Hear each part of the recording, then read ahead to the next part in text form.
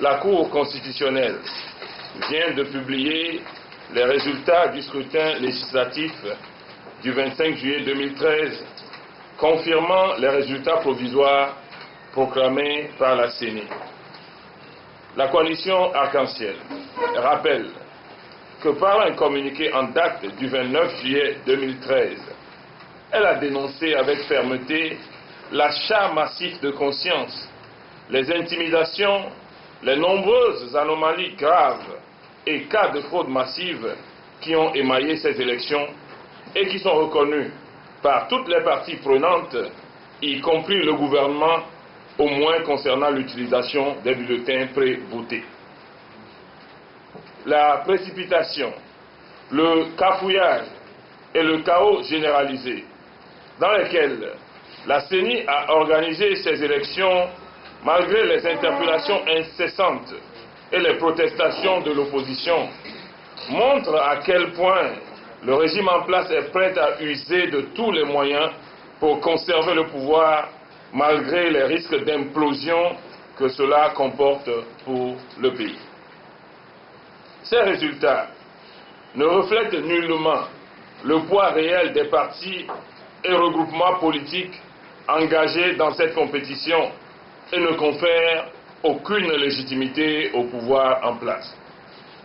La coalition Arc-en-Ciel tient à remercier tous les électeurs, plus particulièrement ceux qui ont fait confiance à ces candidats en portant leur choix sur eux, permettant ainsi aux partis membres de la coalition d'améliorer leur score par rapport à 2007. La coalition Arc-en-Ciel tient à exprimer sa gratitude à tous ses responsables, militants et sympathisants, et spécialement ceux des circonscriptions électorales d'Assoli et de Tchamba, qui, suite au rejet de ces listes, ont suivi le mot d'ordre de la coalition en se mobilisant massivement pour soutenir les listes du collectif Sauvons le Togo CST.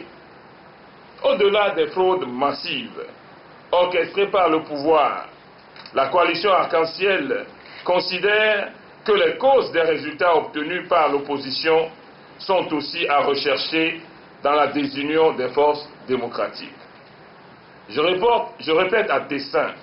qu'au-delà des fraudes massives orchestrées par le pouvoir, la coalition Arc-en-Ciel considère que les causes des résultats obtenus par l'opposition sont aussi à rechercher dans la désunion des forces démocratiques. La coalition Arc-en-Ciel regrette une fois encore qu'en dépit des efforts qu'elle a déployés, l'opposition ne soit pas allée à ces élections avec des listes communes. C'est pourquoi elle estime que toute nouvelle initiative pour une dynamique unitaire de l'opposition